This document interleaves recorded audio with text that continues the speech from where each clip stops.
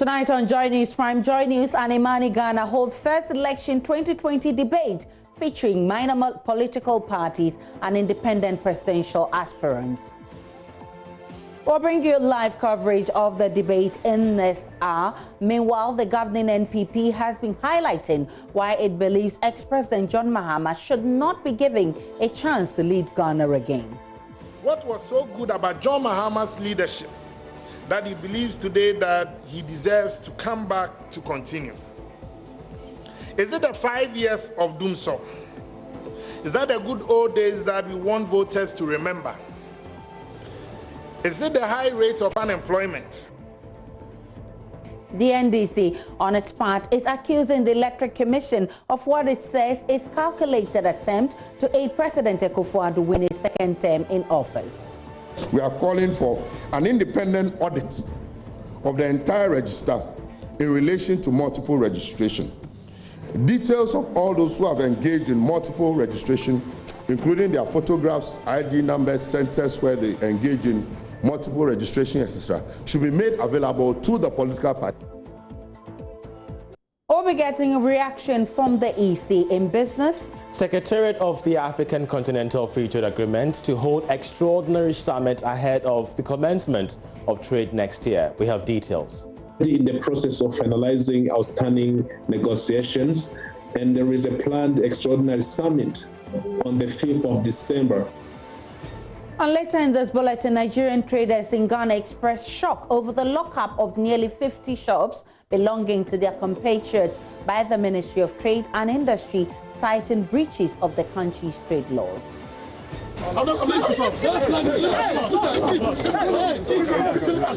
Yeah, I was surprised because this is misinformation.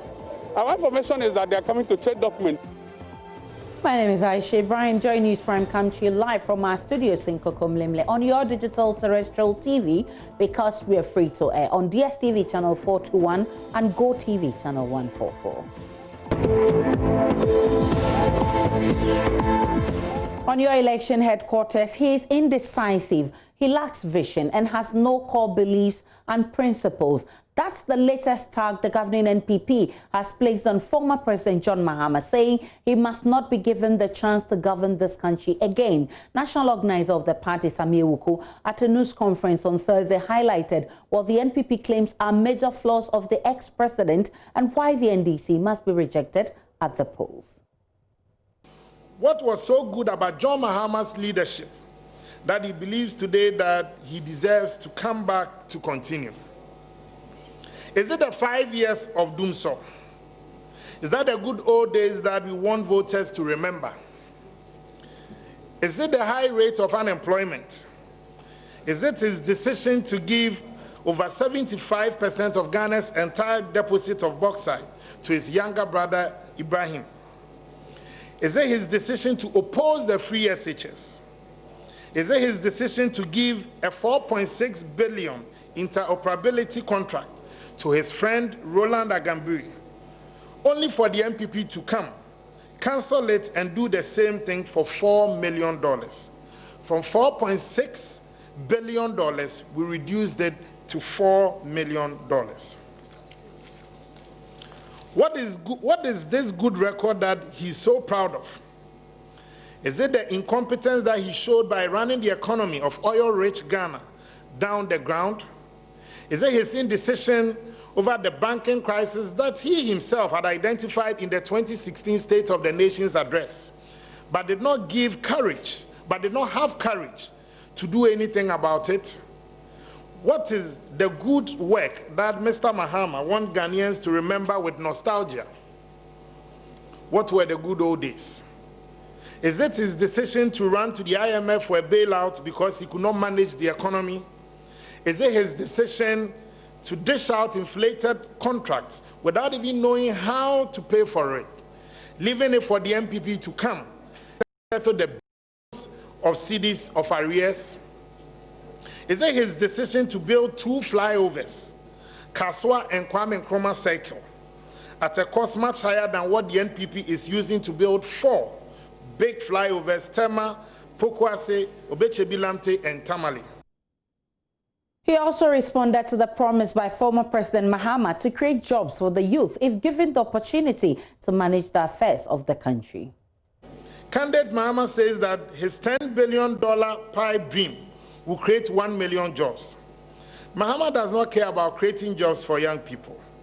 In November 2016, candidate Mahama told unemployed graduates who were disillusioned, dispirited, and disenchanted that he is not a magician to put money in people's pocket. His former private sector development minister, the Honorable Rashid Pelpu, said that young people should go into the forest and collect stones and come and sell by the roadside. That is another form of job creation. They should also cut grass and come and sell. This was Mahama's job creation strategy. The opposition National Democratic Congress is meanwhile accusing the Electoral Commission of what it says is a calculated attempt to help President Akufo-Addo win his second-term bid. The party, which has been reviewing the just-ended voter registration exercise at a news conference in Accra on Thursday, argues the EC underreported figures in the strongholds of the NDC while inflating those from the Ashanti region and other strongholds of the NPP. The NDC's Director of Elections, Elvis Efriye-Ankra, explains how they detected the anomalies. Ghanaians will recall that during the registration exercise, we had cause to draw the attention of the Electoral Commission of wrong registration figures they posted in the Ashanti region and other places. These deliberate manipulation of figures, which is being described as mistakes, would not have been noticed but for the vigilance of our agents and executives across the country. The phenomenon is not only unacceptable, but very indicting on the Electoral Commission. Now, we have what we call the NDC data versus EC data. Ladies and gentlemen, we have discovered discrepancies in the data we collated and that of the EC, some of which the EC has referred to as mistakes emanating from reports submitted by their officers from the regions. Interestingly, while these mistakes are over-reporting figures in our opponent strongholds, they are under-reporting figures in ours. In the Ashanti region, for instance, the EC has so far reduced figures they initially published by over 40,000 following our diligence. There are more corrections to be made to the Ashanti figures that we shall engage the Electoral Commission to correct the anomalies. In the OT region, the EC underreported the figures by 10,127 at the end of phase 2. We drew the attention of the EC, but they continued to publish the wrong figures. At the end of phase 4, the EC underpublished OT figures by 14,124. So EC had 22,109, and NDC had 226,109, and the NDC had 240,233. Our continuous engagement with the regional EC office has resulted in a current deficit of 1,079. So as we engage them and draw their attention, but there's still a deficit as at the end of phase 6.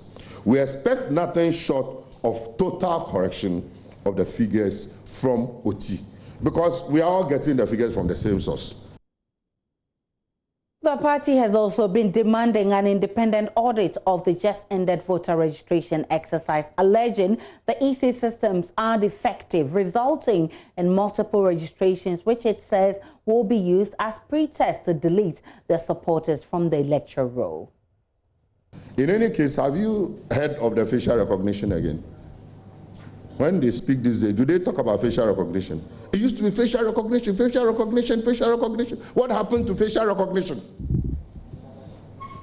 Technically, any credible biometric system is able to detect duplicate registration in real time and address him.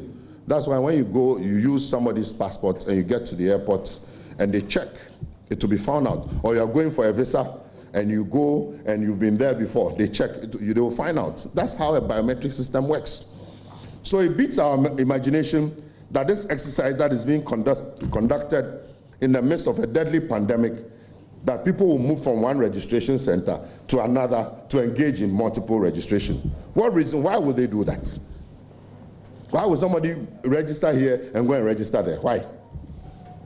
If there are any records of multiple registration, the EC may have to examine the causes internally, because we are reliably informed that the EC's own biometric system is defective and therefore deduplicating registrants by itself. You recall that when they were doing the pilot exhibition, a new system, so-called, people will go and register, and the system will say they're already in the system. Do you remember? And we said it, we brought it here, we showed you evidence. People went to register on supposedly a new system, and then the system will show that they're already in the system. So if they should look internally at their systems and their processes. And that is why we are calling for an independent audit of the entire register in relation to multiple registration. Details of all those who have engaged in multiple registration, including their photographs, ID numbers, centers where they engage in multiple registration, etc., should be made available to the political parties, to this independent entity for verification. We've been trying to reach Director of Electoral Services, Dr. Shribo Kwaku, who earlier agreed to speak to us on the back of this story. We'll try and get him and bring you his response to the NDC as soon as we get him. Now, the Nigerian Union of Traders Association, Ghana NUTAG, has expressed shock at the Ministry of Trade and Industry for locking up nearly 50 shops of its members in Accra on Thursday under what it describes as questionable circumstances. The task force set up by the government commenced operations at Abosokai on Wednesday to access licenses of foreign retail businesses. The initially peaceful activity turned confrontational when some of the traders felt their rights had been violated. Join News' PCN and Naya Safa has more in the following report. It was not what the task force on foreign retail trade verification had expected this morning as they visited the Kwame Nkrumah Circle area in Accra. Peaceful cooperation soon turned into resistance and the situation got out of hand.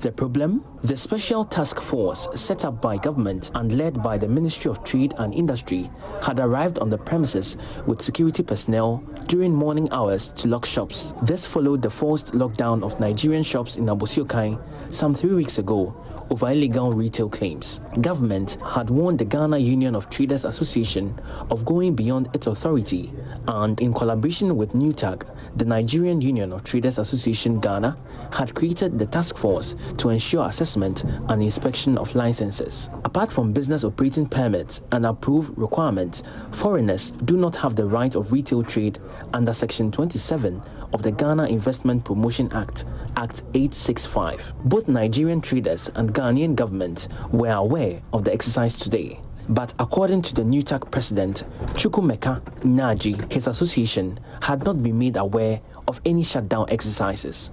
I even called Prince this morning when I started hearing it, and he told me they are coming to lock shop. They are not coming to examine people. No, he told me they are coming to lock shop. That is this morning when they have arrived there. And what is your reaction? I was surprised because this is misinformation. Our information is that they are coming to check document, the level of compliance. Many of the traders did not understand why they allegedly had the required documents yet had their shops locked.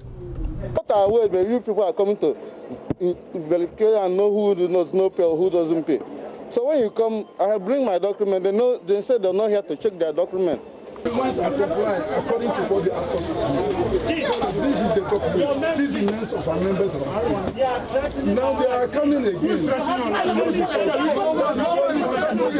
See the paper, everything is here with me. What do you want me to do? I'm not a thief. I'm doing legitimate business. Among major requirements were the license to operate. But even this alone is not enough. PRO for the Ministry of Trade and Industry, Prince Boateng, explains. Compliance will mean that you must show proof that you have registered with the Registrar General's Department, that you have the requisite residence and work permits to operate in this country, that Ghana Standards Authority have checked your goods and they have approved same to conform to our standards. That per the GIPC Act, you have invested $1 million in the business entity that you are operating in this country, that you have paid your taxes. So that is what we are here to do. He further assured force will be used if cooperation failed. The way forward is that the shops will be locked whenever.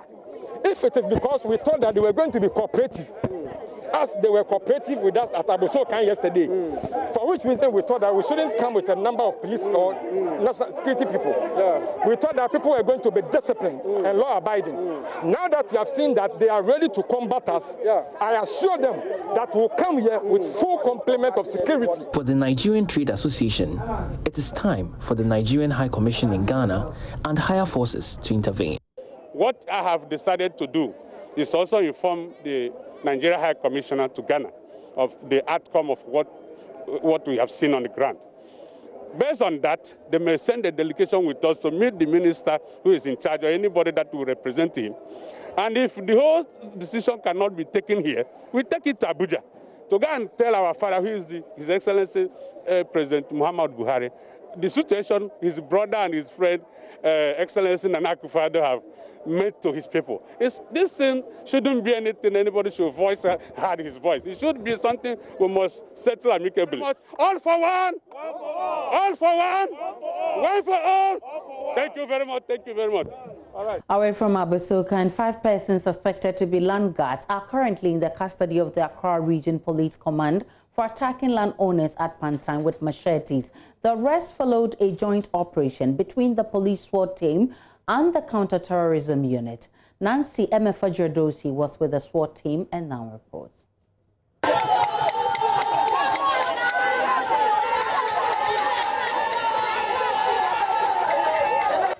It had become an annual ritual to see staff of Pantang Hospital demonstrating over activities of land guards and encroachers on their lands.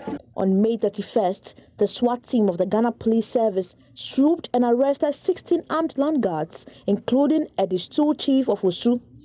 As it was reported that these land guards were terrorizing and attacking landowners.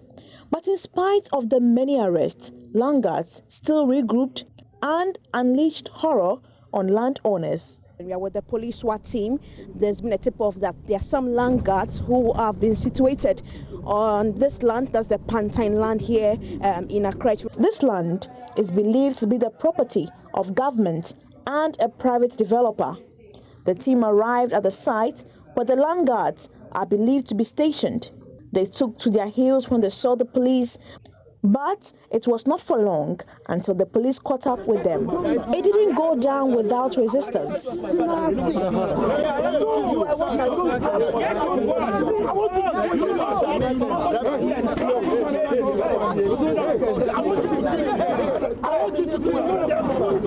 They denied being land guards. The people are for why you took the reason that are innocent. Why? I'm just coming to punch you. Why? What is it? I'm just coming to buy food. Why? Then you catch me. I don't do anything like that. Why you to catch the workers? Catch the workers. However, the police will not have any of that. No, I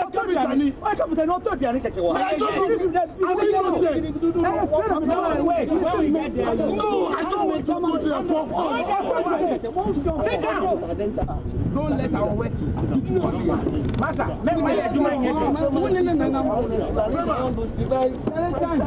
Let's go. The suspects have been taken to the Accra Regional Police Command. Parliament has approved an $86 million loan facility from the Israeli Discount Bank for the purchase of armored vehicles for the Ghana Armed Forces amidst concerns from the minority that the house was not furnished with enough details. $80 million of the amount will go to Elbit Systems Land Limited of Israel for the supply of the vehicles, whilst the rest will go to firms arranging the facility and other associated costs. Now, earlier, the minority requested that the approval is done in camera because they had concerns they did not want to raise in public for security reasons. But Majority Leader Seche Mensah Bunsu said a backroom conversation has gone on to allow for the approval to be done in public, adding MPs will be measured in their comments. Some of the concerns eventually came up. NDC MP on the Finance Committee of Parliament, Richard Champon, described the loan as expensive.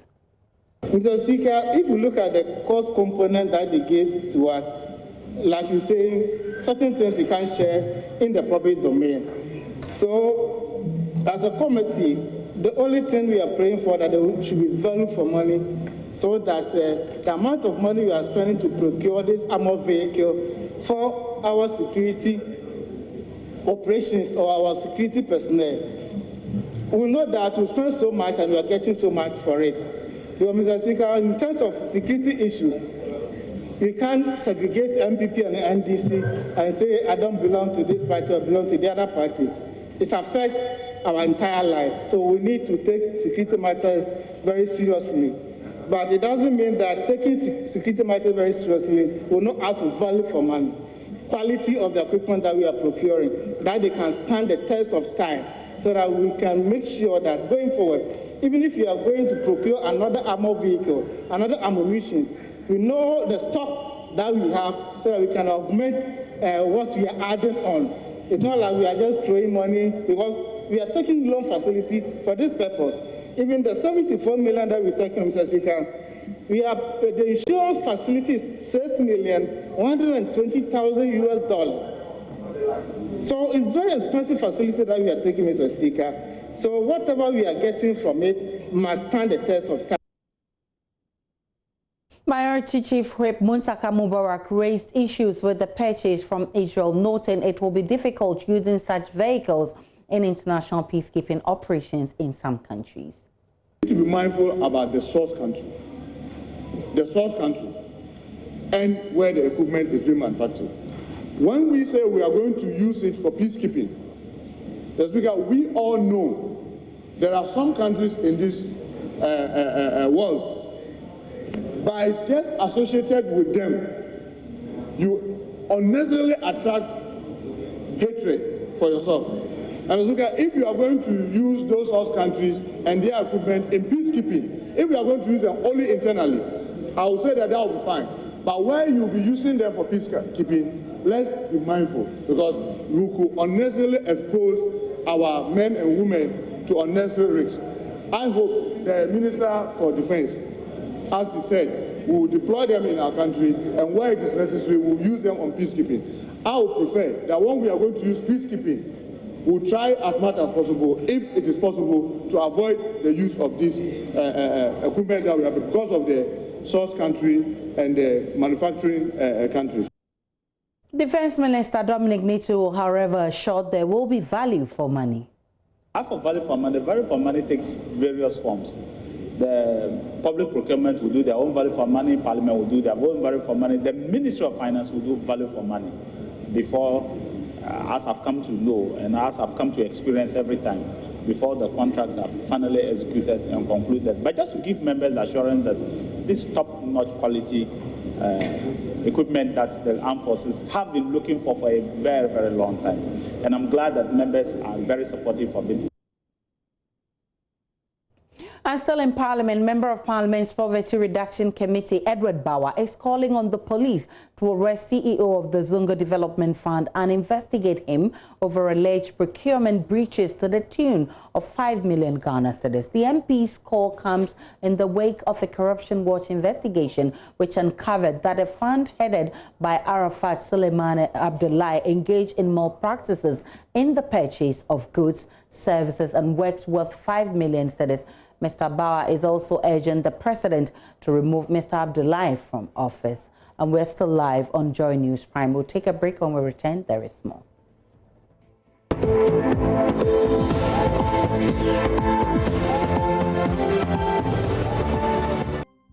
Hello everyone, it's now time for business with me, Charles Aite. Now, the Secretariat of the Africa Continental Free Trade Agreement will converge by the end of this year to finalize all issues ahead of the commencement of trade next year. Speaking on the marketplace earlier today, Chief Technical Advisor and Head of the Trade Negotiation Support Unit, Prudence Sebahisi, said the meeting will also help the Secretary General to acquaint himself with the operations of the other staff of the Secretariat. My colleague Bismarck Awusa has more in this report. President Akufo-Addo, during a closed session of the 33rd African Union Summit, explained that negotiations with real estate companies for residential accommodation for other staff of the Africa Continental Free Trade Area Agreement were on course. Giving an update on the preparations for the official commencement of trade, Chief Technical Advisor and Head of the Trade Negotiations Support Unit, Prudence Sebahisi, told Joy Business a meeting on full and final settlement of outstanding issues will be held by December. We already have the AFCFTA Secretary General. He's been appointed on the 23rd of March this year, and he's ready to move to the AFCFTA headquarters in Accra. And the immediate attention that he has to bring to the process is to complete the recruitment process of the AFCFTA Secretariat staff. We are already in the process of finalizing outstanding negotiations, and there is a planned extraordinary summit on the 5th of December this year. And we believe that by then, most outstanding work on negotiations will be concluded, and come 1st of January 2021, we start trading within the FCFTA framework. Ahead of the full implementation in 2021, there is part of the agreement regarding the route of origin and retail laws yet to be firmed up. But according to the Executive Director of the AFCFTA Policy Network, Louis Afo, member states are 90% ready for the trade. I want to say that with the rules of origin, the best of what I know that a lot of document is being put together, but I know that they are most about 90% true with schedules by member states, and that shouldn't be a problem. That is what I know from my perspective, and so I know that, and I know Prudence to confirm that. Great. It's about 90% ready.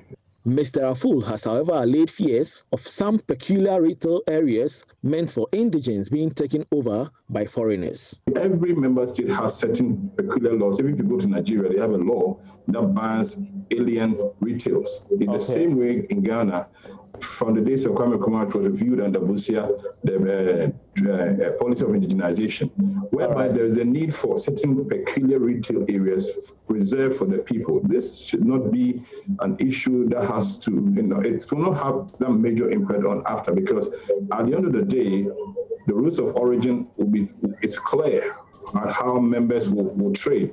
Considering Africa's integration agenda, having the AFCFTA headquarters in Accra means having the capital of economic development of Africa in Ghana. Bismarck Awusa, Joy Business. Now, shareholders of MTN Ghana have unanimously approved payment of a dividend for the financial year 2019. The company recorded 1 billion cedi profit, an increase for more than 30% of the company's earnings against last year's performance. According to the board chairman, Ishmael Yankson, the company has earned a strong financial position for itself since it listed on the Ghana Stock Exchange. This, he believes, justifies the increment in the dividend, which is 6 pesos per share to shareholders. There is more in this report. Telecom operator MTN Ghana continues to dominate the market with the largest subscriber base. After listing on the Ghana Stock Exchange in 2018, MTN has declared dividend to shareholders at the end of every financial year. However, the 2019 financial performance has been marginally affected by the banking sector crisis, which forced many shareholders to sell off their shares, a situation that brought selling pressure on the market. Seeking approval from shareholders at the virtual annual general meeting in Accra, Board Chairman Ishmael Yankson urged shareholders to maintain their confidence in the company and support its innovative strategies going forward. If a final dividend of 4 pesos is declared and approved by shareholders, the total dividend payout ratio for 2019 will be 73.16% compared to the payout policy of 60%. This total dividend per share for 2019 will translate into 6 pesos compared to 5 pesos paid in 2018, representing a 20% year-on-year growth. There are enough retained earnings to accommodate the payment of this dividend. Chief Executive of MTN, Selom Adadivo, on his part, admitted that the company continues to enjoy market leadership due to its innovative approach in dealing with businesses. He has also been highlighting some major strides made by the company for the period. Engage all relevant stakeholders and regulatory agencies to support us in resolving these challenges that are affecting the entire industry. In terms of our revenue margins, the business reported a strong performance for the year. Service revenue increased by 22.8% year-on-year, underpinned by growth in revenue from voice, data, and mobile money. Double-digit growth in voice revenue, up 19.4% year-on-year, was driven by the increase in the number of active subscribers, up 11.2%, the benefits of various customer value management initiatives, and pro-customer activity. MTN Ghana grew its data market share by about 25% since the outbreak of the COVID-19 pandemic in Ghana. Now, Nestle Ghana Limited says it will prioritize consumer experience amid COVID-19. The nutrition-focused company today engaged a cross-section of women at a consumer forum in Accra. This was to educate them on good eating habits and also expose them to the company's new products. There is more in this report. Nestle Ghana Limited has engaged a cross-section of consumers in Accra on how to live a healthy eating lifestyle. The consumer forum saw consumers oriented on the various nutritious products from Nestle. Samantha Wutofe is the marketing services manager at Nestle Ghana Limited. This is our way of rewarding our consumers who've been patronizing our products for all these years. We like to be close to our consumers. This is why we have forums like this. We just want to, because at the end of the day, we believe we're winning, and we're winning because we listen to our consumers. So we'll continue doing the activities we do. As mentioned earlier on, you know, we do the Nestle Nutrition line. We've been running that for 19 years. It's a public health service program. And in that, it's also an opportunity for our consumers to interact and give us their feedback. So I would say we'll do more of the same. Meanwhile, Samantha Wutofe has detailed to Joy Business strategies her outlet has adopted to improve consumer experience amid the coronavirus.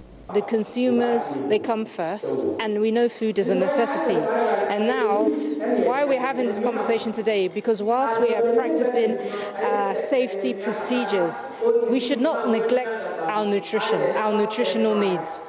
So I would say that it's not so much about marketing, but it's really about the products that the consumers need. That is what we are there serving them.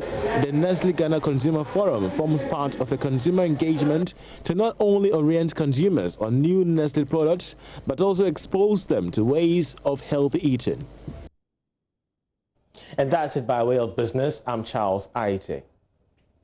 And it's time for Showbiz. Becky is here looking all bubbly. How are you, Becky? Fine, thank you. Is it because our friend is getting married or is already married today? Wait, let me sing the song. And of course, it's How Can I Express My Gratitude? Actually, this is a song Joe Mansell is singing right now. All the many things you've done for me. Praise the Lord. Oh, was not enough to say thank you, Lord. You're my everything. Oh, so for those of you asking, yeah, you know, Aisha, a lot of hearts have been broken.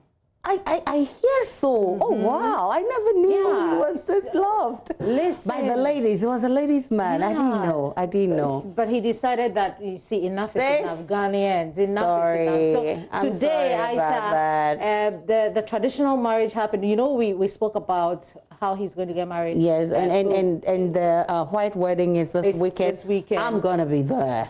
I'm there. I said we are not invited. I am right there. Oh, I got an invitation long ago. Okay. Even before the wedding plans started. Oh, wow. So for those of you who haven't seen Joe's bride, well, we have all the exclusive here for you. Oh, my How can I live without you? I can't. This one is Was that referring to God or for Joe? It's for Joe. This one I can say. Yeah, it's for Joe. We can't get it. But congratulations to Joe. Yeah, congrats. We wish him all the best. Yeah. Nyama Joe Metal. Yes, yeah, that's his real name. So you had an interview with. Yes, we have to play back that interview. We will after the wedding. We have to play that interview to say a big congratulations to him. Aisha, before I go, let's talk about formerly TikTok. Okay. He is embarking on a campaign to support rape victims, and he's calling on everybody else to join in the support and donate so that rape victims can be helped. Particularly for people that have been victimized or have become victims for rape. The idea was a dream. You know, I had a dream, and in my dream, I was asked to use my image, use my clouds to solicit for funds to support people in need when they've been raped. So there are a lot of people, due to the economic situation, or a lot of people who are in Ghana are not financially sound, and for that matter, they go through a lot of complications when they've been raped, and it's something that is worrying, because in the dream, the idea was to make sure that I could touch a lot of lives, people in situations like that. And so when I got up, I discussed it with my team, and it was difficult because we live in an environment whereby everything you do, whether it's positive, most importantly, and you are asking people to support.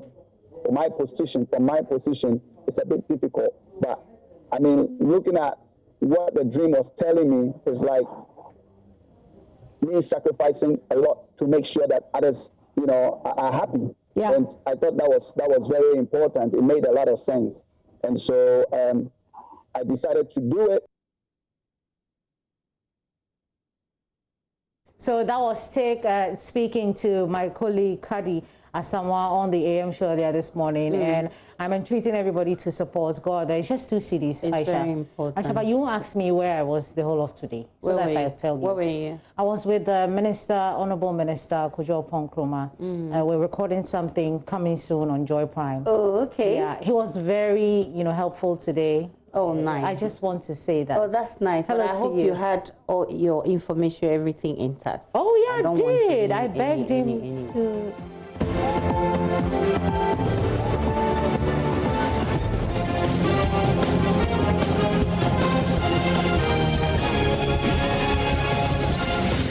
And you're live on Joy News Prime, and in 2 minutes, 6 independent presidential candidates will lock horns.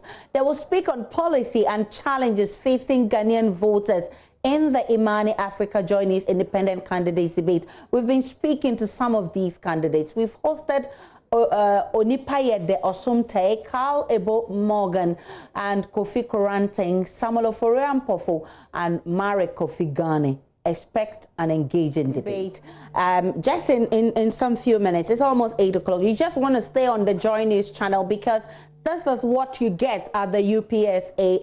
All is set, all the candidates are ready, and it's a beautiful scene, and it's also looking like a debate that will be very engaging. All of that in the next half seconds, 30 seconds.